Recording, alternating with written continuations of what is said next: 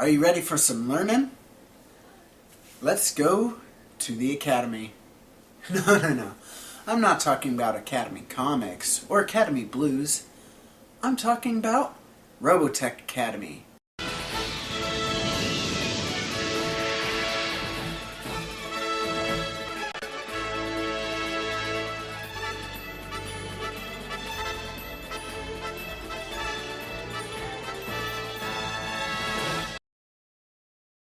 Everyone's talking about the live-action movie, or Shadows Rising, but we actually have more information on ROBOTECH Academy than those two. And quite frankly, I'm more interested in it than the other two as well. It's more interesting because you can get more growth and more story and just plain more details in a show than you can with a movie. And we've seen what Harmony Gold has done with ROBOTECH movies recently, but we haven't seen what they can do with a show. So let's take a look at the Academy and begin some reckless speculation, because nothing is more fun than reckless speculation. So let's start with the story.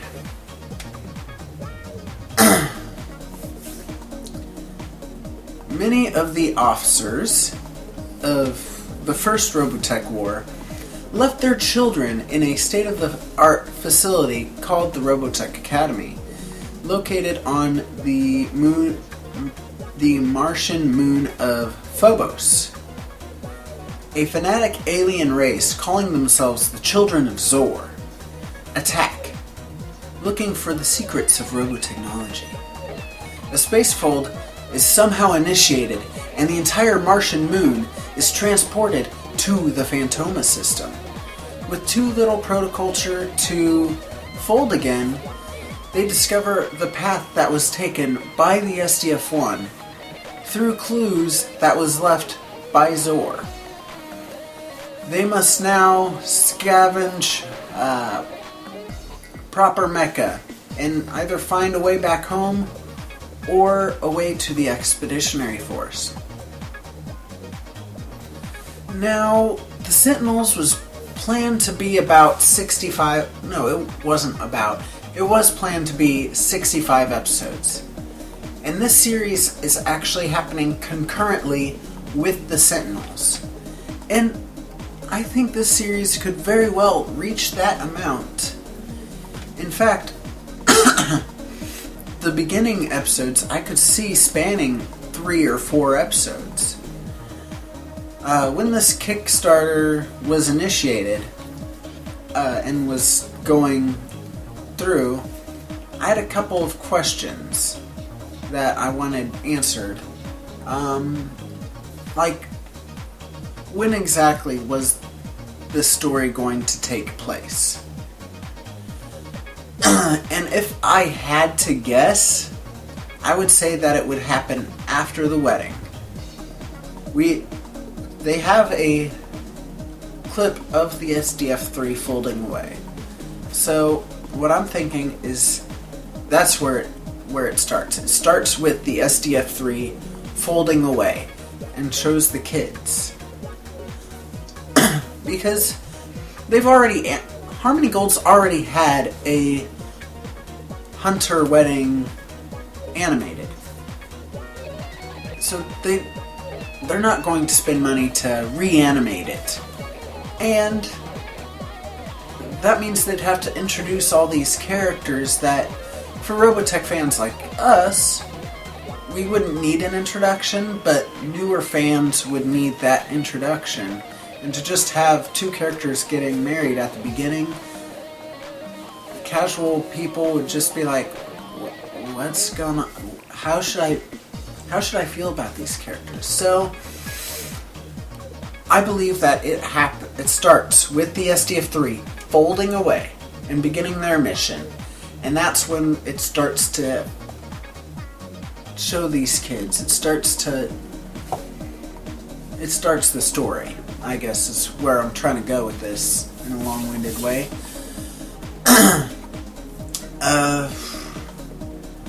They did say that Rick was going to be in the show, but like I said, I don't think it's going to be at the beginning.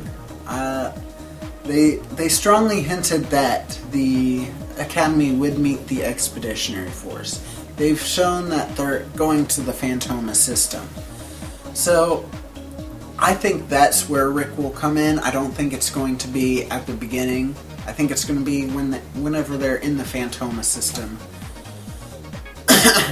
But based on the information that was given, it's likely that this mysterious space fold, I had to actually read this over and over again and take notes just to kind of get a feel for what's happening, but based on the information that's given, I believe that it's likely the space fold was initiated by the Children of Zor. Let's call them Kaz.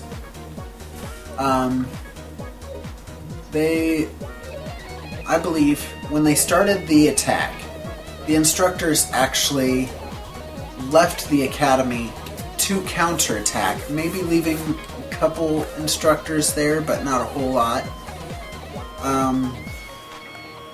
And while the battle was raging, a small group of Kaz infiltrated the Academy and activated the space fold for whatever their end game is. That's the key. We're told that they're after the secrets of protoculture. Specifically, what secrets of protoculture? I'm going to go over the Children of Zor in a completely different video, so I won't tackle that too much. But they activate it for whatever their end game is, and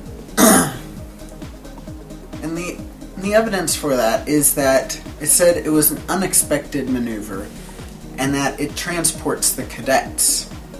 Well, why would it be unexpected, and why would they specify cadets if the instructors left everything to the drones and were in the Academy with the cadets?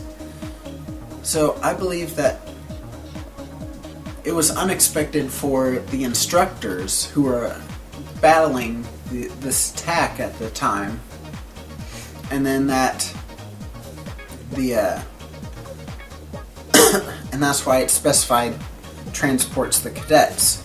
And that would explain why it introduced Rolf, even though Rolf was never in Phantoma, and he was a big part of the Second War, which happened only 8 years after the start of the expedition, so he would have to stay on Earth, and that would explain how he stayed on Earth.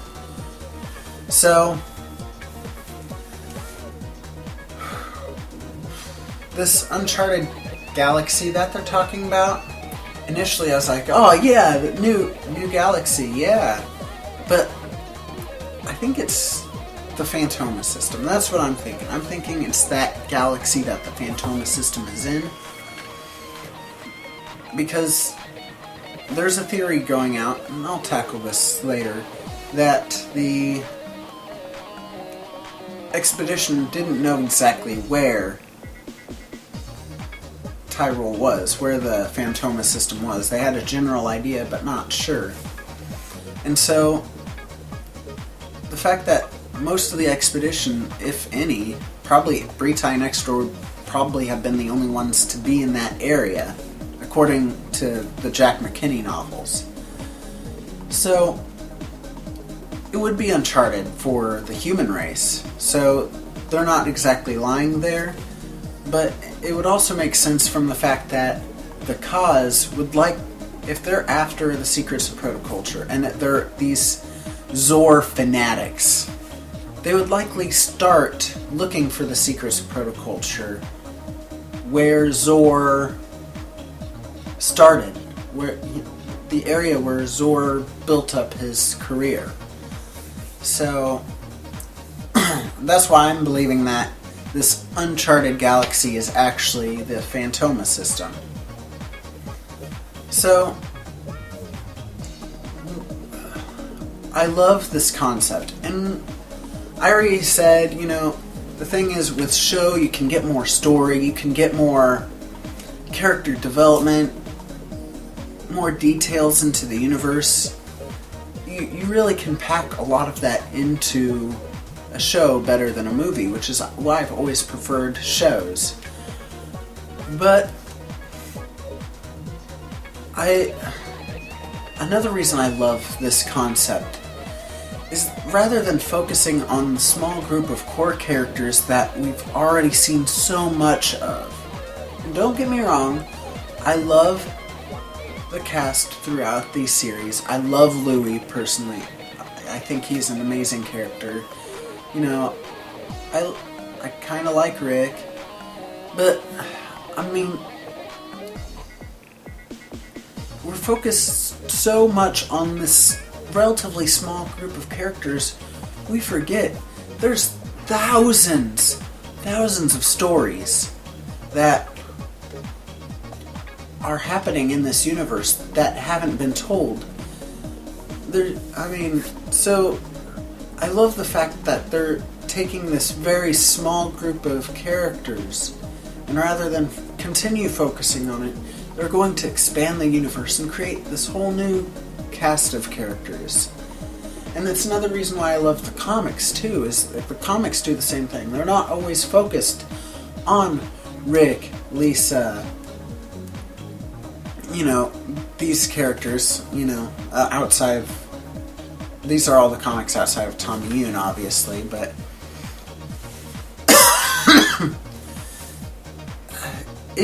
It's great for the existing fans, but it doesn't exactly create new fans, and it keeps the franchise stagnant and keeps it the same size. It doesn't... If you focus on the same characters over and over and over and over again, your franchise will never grow. It'll never actually blossom into this huge thing like Star Wars or Transformers or whatever. They're always introducing new characters. Yeah, they'll keep their focus on some of the existing characters and their lineage and so forth, but they're always expanding. They're not taking the same cast over and over and over again and just cycling through different members of the different casts. They're always adding new characters. So that's what a franchise needs to grow. And that's what ROBOTECH Academy actually promised to do. And I hope we'll fulfill that promise once they get the live-action movie done. Alright, that's it for me today. Comment on how you feel about this project. Obviously, you know how I feel now. But, yeah, and comment also what you think personally will happen based on the information from the Kickstarter page. And maybe if I get enough responses, I'll do video about them. Thanks for watching the video. I hope you enjoyed it. And this is Dean, signing off. See you guys later.